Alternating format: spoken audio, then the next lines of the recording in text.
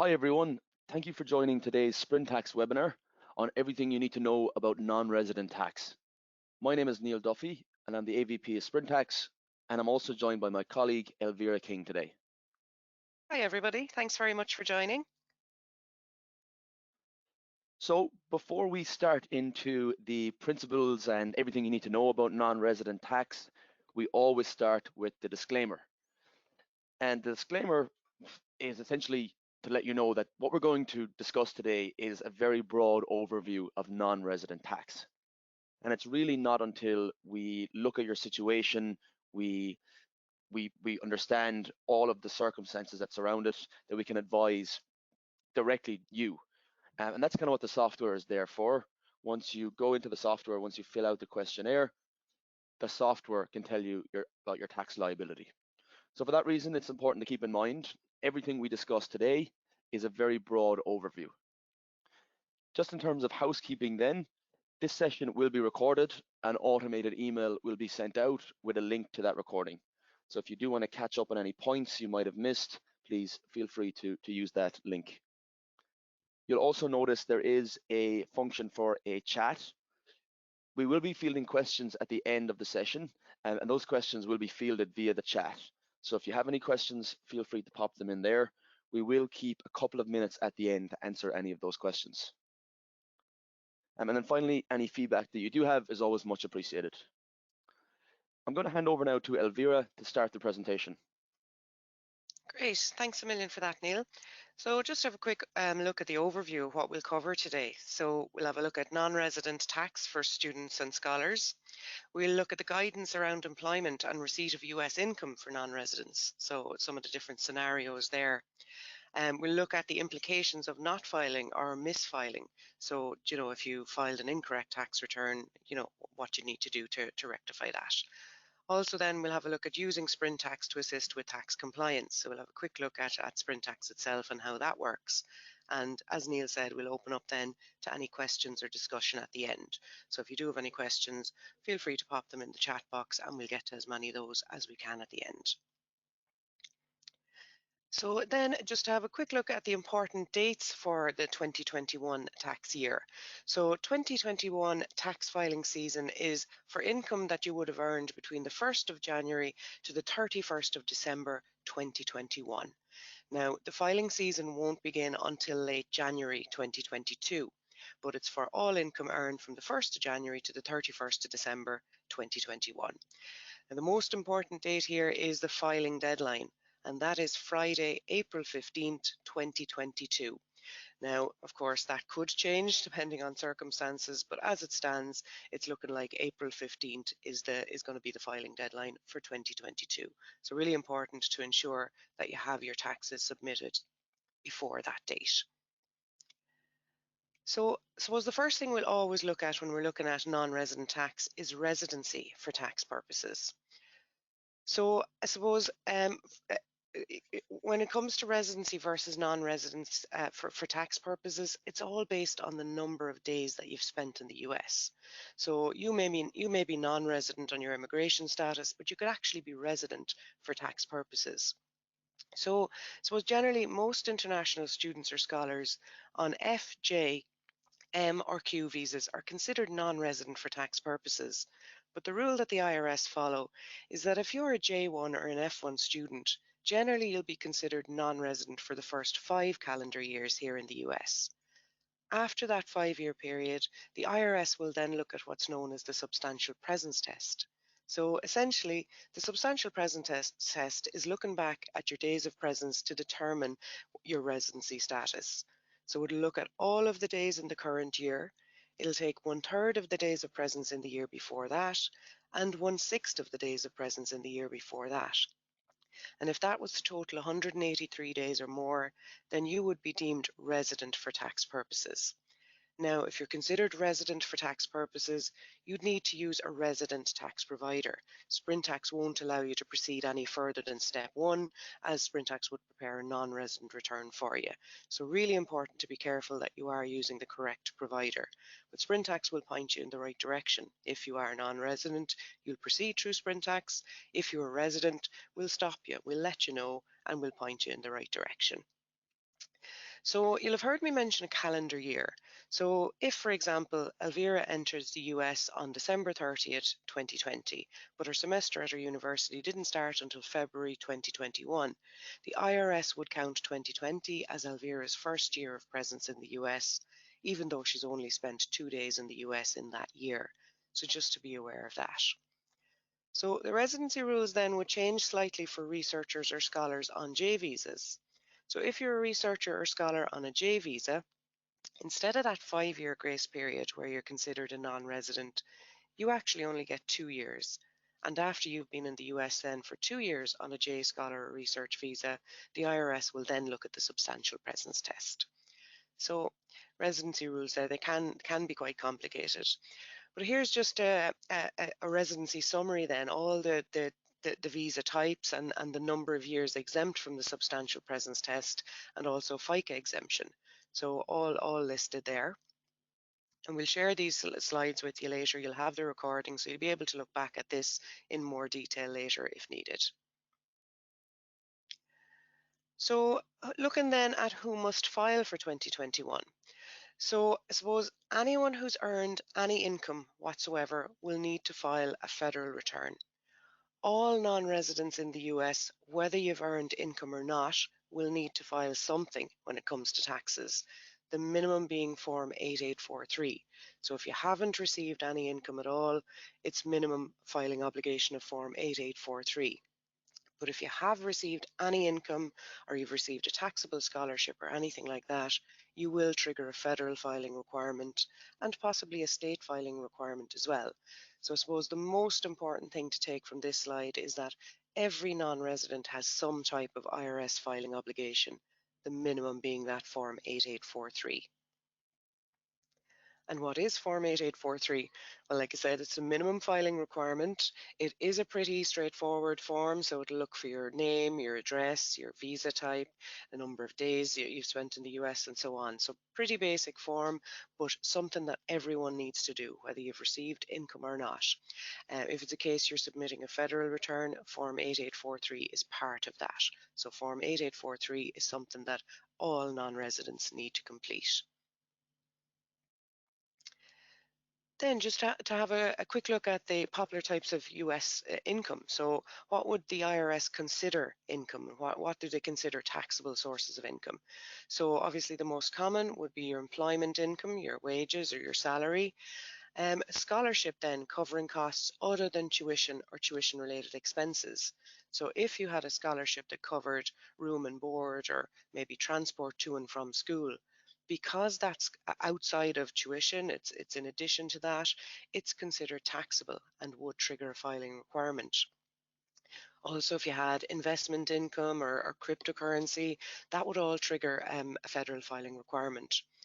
Other types of income then, the likes of maybe singing in a bar. If you're a musician and you're singing in your local bar at the weekend, you've earned $200, that's considered taxable income, taxable US source income. As would gambling winnings. If you've been to Vegas for the weekend and you've won big on the slot machines, again, that is considered taxable US source income. As would focus groups if you've received a gift card in payment for that, or rental income. If maybe you have a room rented out on your apartment through Airbnb for over 14 nights, that will trigger a federal filing requirement. And selling art and design works, all of it considered taxable US source income, which will trigger a filing requirement. Then just to look at the other side of it, an income which does not trigger a filing requirement. So scholarship for tuition and tuition related expenses. So we've mentioned a minute ago the scholarship that covers anything outside of tuition is considered taxable. If your scholarship covers just tuition or tuition related expenses, then it's not taxable. It's not something that would trigger a filing requirement there. Scholarships then received from outside the US. So if, for example, just say I myself, as you probably gathered from my accent, I'm from Ireland. So if, for example, Trinity College in Dublin decided to send me to the US for a semester to study, the scholarship that I'd received from Trinity College, it's not something that I would need to include in my non-resident tax return in the US. It's something that I would likely be taxed back home in Ireland on, but not something I need to include in my non-resident tax return. Also then, money transferred from parents or relatives overseas. Again, this is not, it doesn't trigger a filing requirement. Income earned then in your home country. So if you had investment income, rent, a job before you've moved to the US and you take this money with you, again, it's not reportable. And interest then on regular savings accounts. So I suppose important to note that for most savings accounts or whatever, the interest earned there is not taxable. But if you had the likes of a fancy JP Morgan investment account or Robinhood account or whatever, and you've earned, you've made a gain on those accounts, then it's likely, that would be reportable and you'd receive an income document from the person you've had that account with. So just to be aware of that. So just some of the income documents then that you may receive at the end of the tax year. So as a non-resident, some of the documents that you might receive. So the most popular, of course, would be the W-2. And this would outline your wages, your salary, your compensation, to include details of the income you've earned and the tax that was withheld from that income. And typically then the deadline to receive your W-2 would be January 31st, 2022 for the 2021 tax year. The second document then is the 1042S document, and this is where your taxable scholarship, your stipend, non-degree aid, all of that would be reported. So income that's exempt by a tax treaty, any royalty payments, prizes, anything like that would be reported on your 1042S document. And the deadline to receive that document is March 15th, 2022, again for the 2021 tax year. And finally then, the 1099 series, and that would be everything that's considered miscellaneous income. So what's miscellaneous income then? So that could be your rental income, your investment income, any commissions that you might have received, or any income you've earned as an independent contractor. So they would all be typically outlined on the 1099 series document. Again, deadline to receive this is typically by the end of March. So three of the popular documents that you may receive by the end of the tax year as a non-resident. So a quick look then at non-resident spouse and dependents and how they should be treated when it comes to tax. So I suppose they're treated pretty much the same as the visa holder, in that if they've not received any income at all, they haven't received an income or taxable scholarship or anything like that, they'll still need to complete Form 8843. If they have received any income, so anything over $0, then they will trigger a federal filing requirement, and they could also trigger a state filing requirement, depending on the state they're in and the circumstances and so on. That is certainly something that Sprintax can work out, but it's typically the same rules as the visa holder themselves. Also, just to be aware, non-residents can elect to file as a resident. So when married to a tax resident, but we would recommend that you do the math on both options first. So the only time you could elect to file as a resident is if you're married to a resident and you're filing on their residence tax return as a joint return. But definitely do check out the option on both first. It could be that one option will be more beneficial to you than the other. State taxes then. So I suppose also, as I said, we've chatted about federal taxes and how any income over $0 will trigger a federal filing requirement. You could also have a state filing obligation. Now the rules for the states vary from state to state. So some states could say that you would need to pay state tax if you earn over $8,000. Some could be over $17,000. Some could be from the very first dollar. So, it can be quite complicated. The rules vary, as I said, from state to state, but certainly something that you need to be aware of. Not only may you trigger a federal filing requirement, there could be a state filing requirement, or maybe multiple state filing requirements, depending on your circumstances. So if you've lived in more than one state or worked in more than one state, you could well have more than one state filing requirement. But Sprintax can work that out for you. So once you fill in your details through the questionnaire, we will work all of that out and we'll tell you exactly what your obligations are and what needs to be filed. So then just moving on to the employment and receipt of US income during the tax year. Neil, I might hand back to you then for this section if you're okay with that. Yeah, absolutely. Thanks, Elvira. No Yeah, so worries. as Elvira mentioned, we'll have a quick look at kind of the employments that you'll partake in, and then how that will be taxed. So as a non-resident alien student, you're generally going to be subject to federal income tax withholding on all US source payments. And US source payments is an important word there to focus in on. With that then, OPT and CPT, as well as individual students, are taxed on their wages at graduate rates. So that means that it starts from 10% right up to 37%. And it is depending on your income level. So as you earn more, you'll have a higher rate of tax withheld. So tax treaties may be applicable to reduce or exempt a portion of your income from federal tax withholding. And again, Sprintax can assist you with that as you go through the online questionnaire. And in addition to that, in addition to federal tax withholding, you may also have to pay state tax on your income. And that really does depend on the state that you're living in and whether you meet the local state filing thresholds. Next up then is FICA. So FICA is a tax whereby if you're 65 years of age and you need assistance paying your medical bills, FICA will assist you with that. But when the IRS look at J1 or F1 students, generally they think that, well, you're not going to be here at the age of 65 and you're not going to be retired in the US. So for the most part, if you're on a J1 student or F visa, you're exempt from paying FICA taxes. Now, FICA can be a complicated situation if these taxes are withheld incorrectly. And as you'll see from the next slide, you can really see that it can have quite a difference in terms of what you'll actually get from your wages. When we look at this next slide, it really gives a comparison of the impact that FICA taxes has on employees. We provided a breakdown of this impact, and you'll see it quite clearly here. If FICA taxes are withheld in error, you could have a significant amount of money coming out of your paycheck that did not need to be withheld. So for example, the non-resident earning $20,000 would have $1,530 of FICA withheld from their wages. And the non-resident student earning $50,000 would have $3,825 of FICA withheld from their wages. And so just kind of note that this is the student portion only, and in addition to that, the employer typically also has to pay a portion of the FICA taxes. So if you have had FICA withheld incorrectly, the first approach is to ask for a refund of the FICA taxes from your employer. And this can be tricky. So if the employer refuses, you need to file a FICA tax return form 843 and 8316 to the IRS.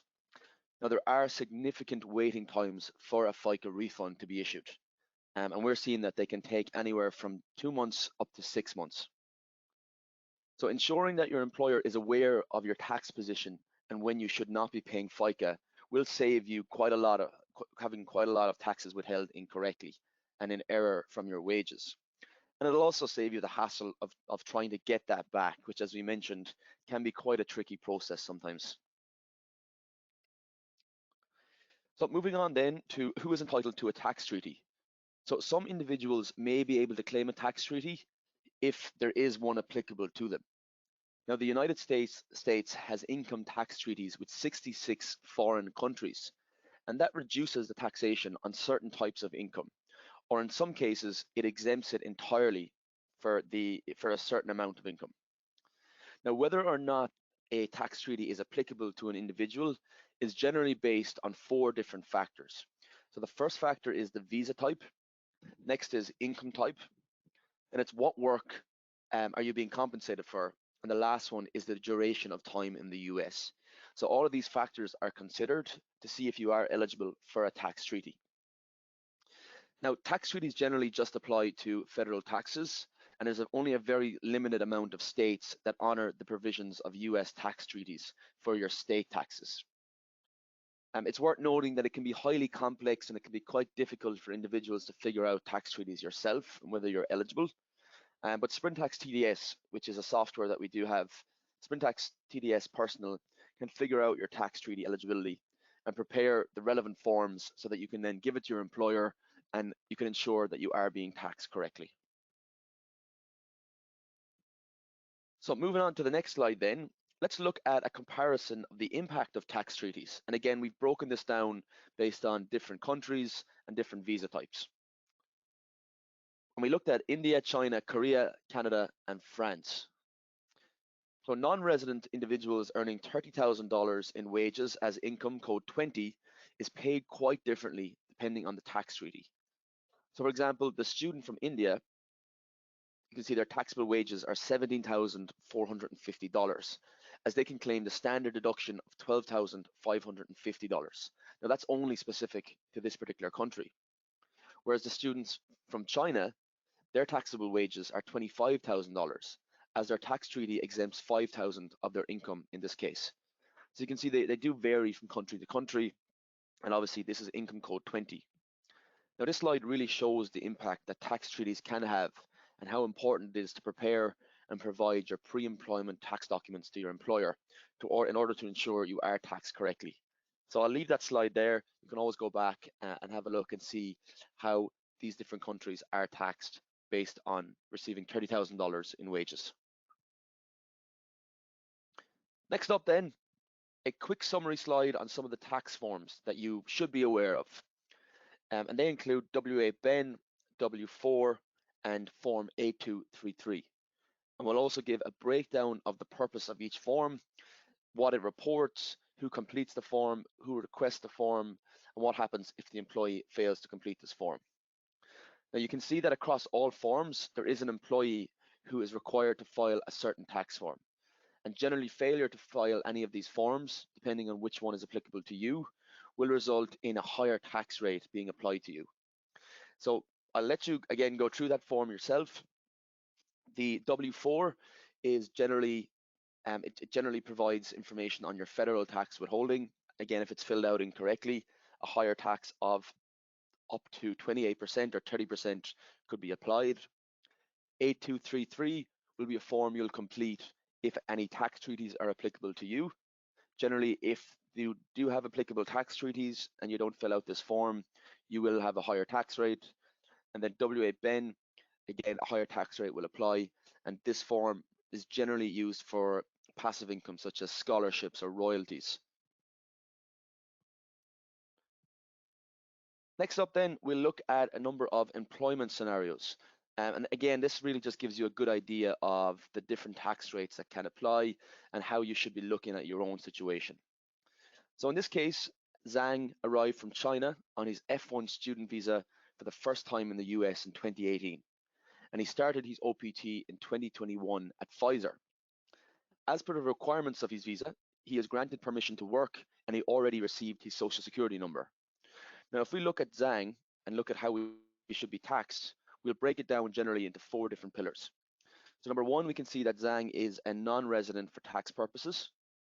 Next up, we can see his wages paid to him on OPT are considered compensation during studying and training, and that's income code 20. Next up, we can see that Zhang must provide form A233 for the income which is exempt under the Chinese tax treaty, and then the W4 labeled NRA for any non-qualified income. And essentially, income covered by the tax treaty is taxed at 0%, and all other income is taxed at the graduate rate for federal tax purposes, which we mentioned a while ago. So it starts from 10% and can go right up to 33%. At the end of the year, Zhang should receive 2 income tax documents. The first is a 1042-S, and that will provide information on the income which is covered under the tax treaty. But Zhang should also receive a W2, and that W2 will cover any income over the tax treaty amount. As a non-resident, he is exempt from paying FICA and FUTA taxes.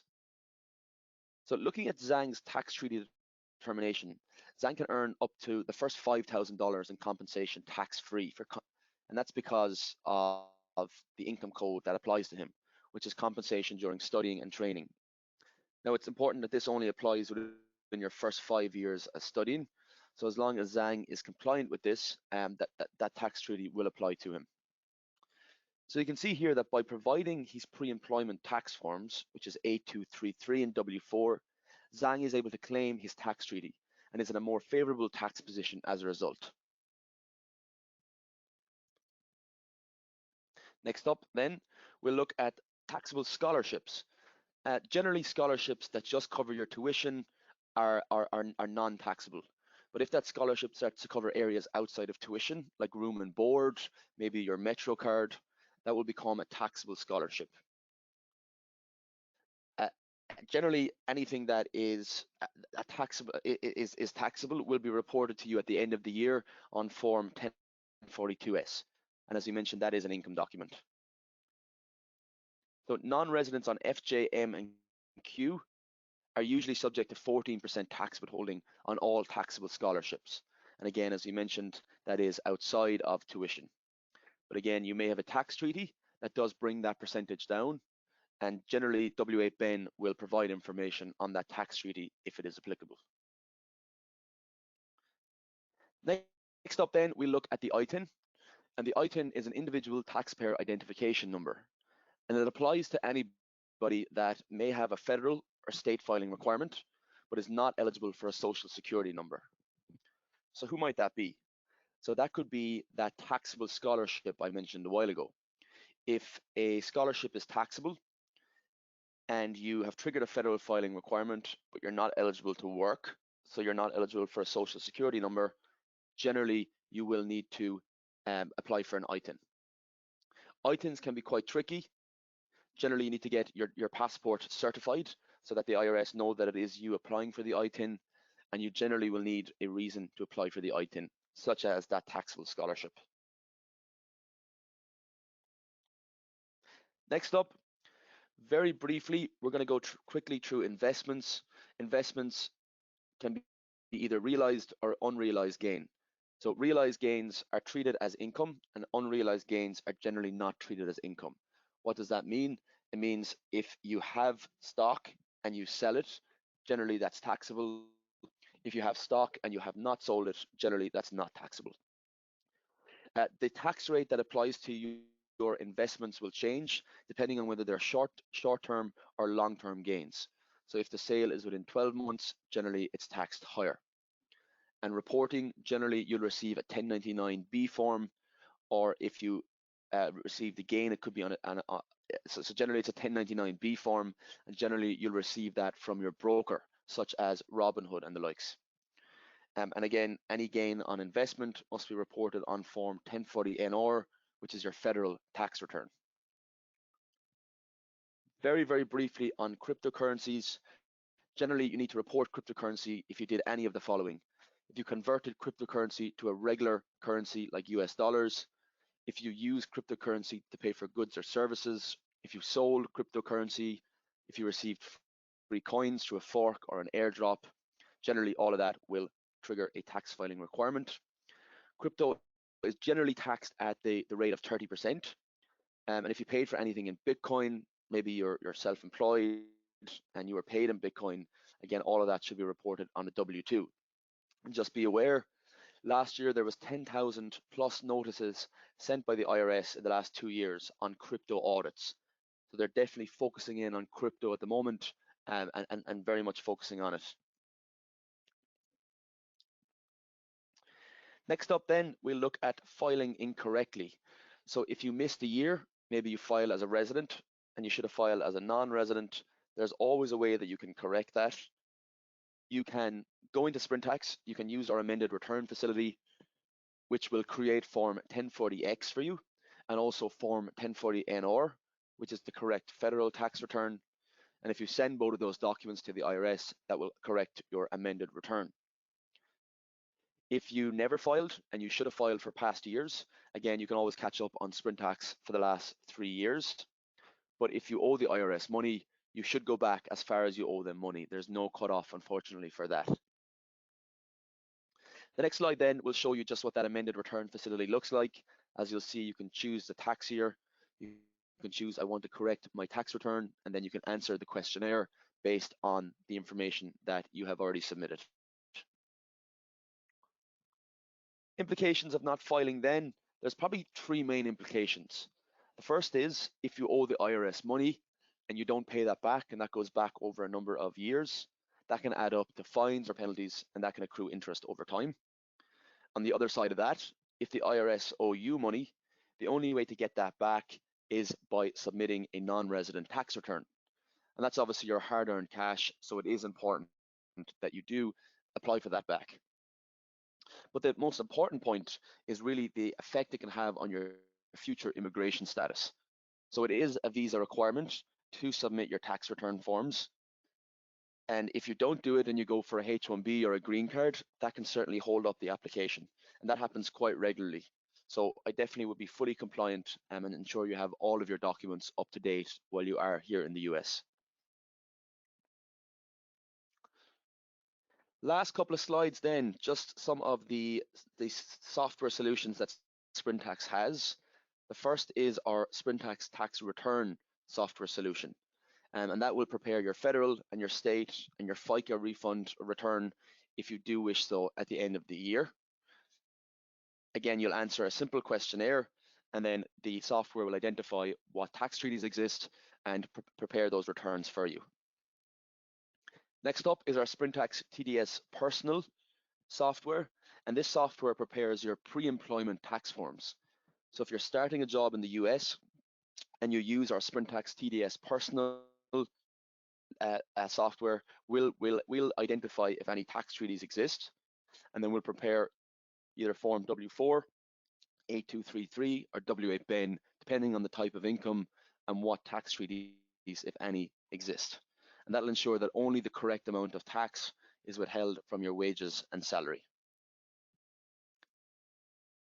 Final slide then, just other supports. Check out our YouTube page. We do have quite a lot of videos that we update regularly. Have a look at our blog content. We update that quite regularly also. And then we also have 24/7 live chat. So if you do need assistance as you're going through the Sprintax software, please feel free to reach out to our live chat team.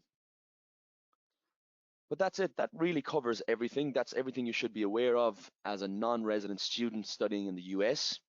If you follow all of what we said here, you'll be in a very good place to ensuring your tax correctly, and also you're now aware what needs to be done at the end of the year for your tax returns. But we will go into the chat function now and answer any questions that might be there.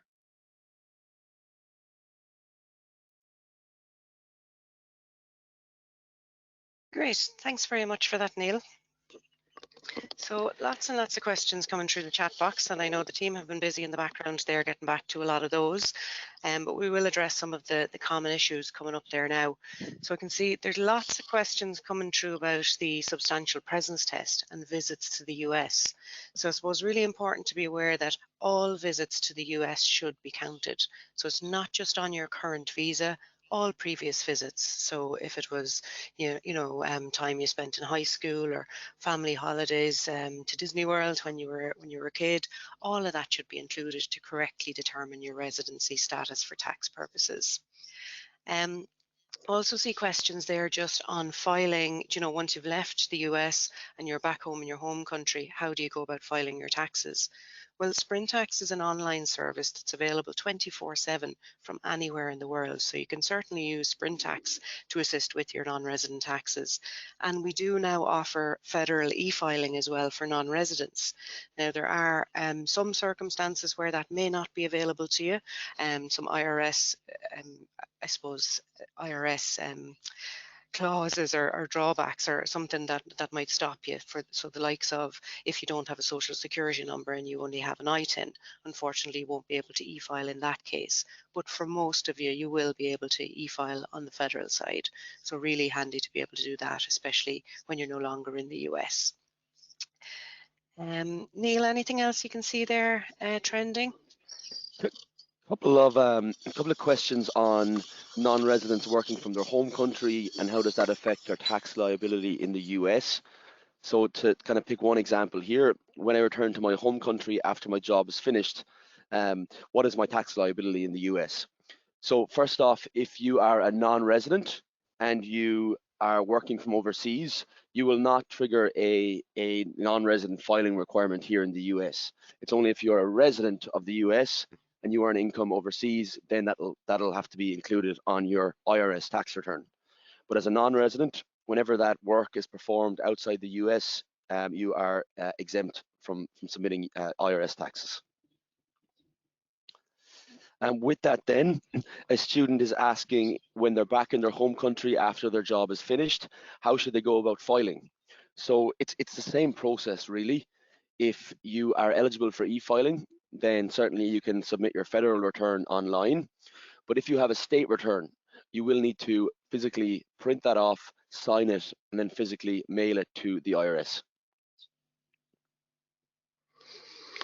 Great, and I see questions there on state taxes, Neil, and if Sprintax can assist with state taxes as well.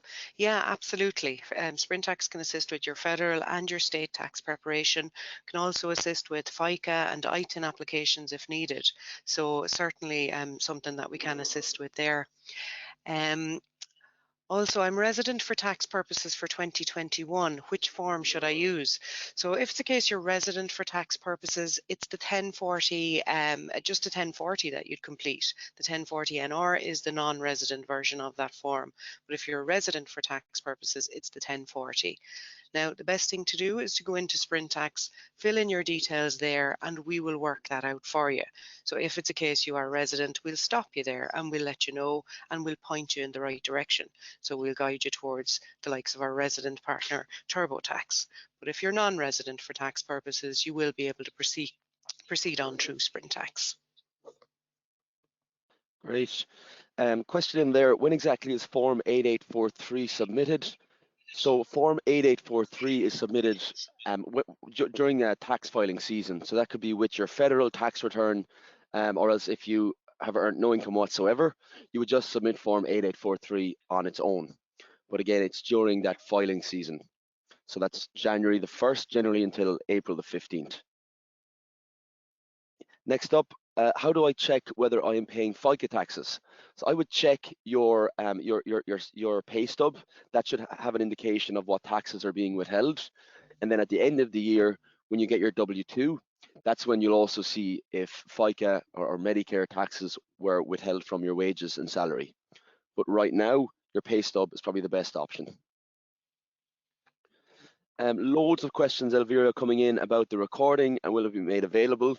So just to confirm that again, the recording will be made available. We will send a link to not only attendees, but also anyone that registered and was unable to attend. And we will also have a link in there which will provide you direct access to the slides. Perfect. Yeah, you'll receive those in the next 24 hours. So about this time tomorrow, you'll get an automatic email from us with the link to those. Lots of questions coming through then as well from people who have been in the US for a number of years and didn't realize that they needed to file and what do they need to do. So it is really, really important that you do catch up for any years that you've missed. So you can go back, you know, Sprintax can assist you with that. You can go back and select the year that you want to submit. We'll prepare the relevant forms for you and you can get those submitted. It is really important though to be up to date because it could have an impact on your future visa applications maybe. Great. Next question, I work on campus, would I still be filing taxes? So absolutely, kind of regardless of the work you're doing, if you have earned any income, generally that is taxable. Now obviously, as we mentioned, there may be tax treaties at play that might bring down that overall liability. But generally you can take it that if you have earned any income over $0, so $1, you will trigger a federal filing requirement, as well as Form 8843 if you are present in the US. There's a very good question here, Elvira, and it is, what is the difference between a tax form like the W-4 versus a 1042-S? So there are two different forms. The W-4 is a pre-employment tax form. So essentially you'll fill out the W-4 before you actually start your job or before you start the tax year. And that W-4 will advise your employer how much tax to withhold from your wages. So what tax, what are your benefits and other pieces of information that they'll need. However, the 1042-S is a document that provides a summary of the overall income you've earned and the overall taxes you've paid throughout the year. So summary documents include 1042-S, could be a W-2, or it could be a 1099. That's just an example of kind of the most common three that generally apply to non-resident students and scholars. Perfect. And we do have a huge number of questions coming through there. We had about 1,500 students registered for this session. So unfortunately, we're not going to get to everybody's question today, but hopefully we will have answered most of them along the way or through somebody else's questions. But if there's anything that we don't get to, you can always email us at hello@sprintax.com and we'll be happy to come back to you there. Also, the live chat is available on the Sprintax website throughout filing season. So, as you sit down to prepare your returns, if you've got any questions along the way, that live chat is available 24/7. Great. So someone is asking, can the Sprintax questionnaire be linked? So I'm going to reply to you on the chat here and just say that it's sprintax.com. So if you go in there, you can register an account or you can log in if you already have one. And then once you fill out that questionnaire, we'll advise you on your non-resident tax filing obligations. I suppose also just worth mentioning there, Neil, a lot of you on today's session, your schools will partner with Sprintax, come filing season. They will send you an email with a link to Sprintax and possibly a code. So do look out for an email from your international office come the start of filing season, and you may well have the details there. But for anyone whose school is not partnered with Sprintax, certainly visit sprintax.com and we will certainly be able to help you directly. Great. Perfect. Well, as I said, we can't get through every question. We might finish up the session here now, and myself and Elvira might try get to a few more via the chat. But as Elvira mentioned, please feel free to go to hello@sprintax.com as our support email address, or else feel free to reach out to our live chat. But other than that, we appreciate everybody joining, and the very best of luck with your day and also with getting your taxes set up for the year. Thanks so much, everybody, for joining. Enjoy the rest of your day.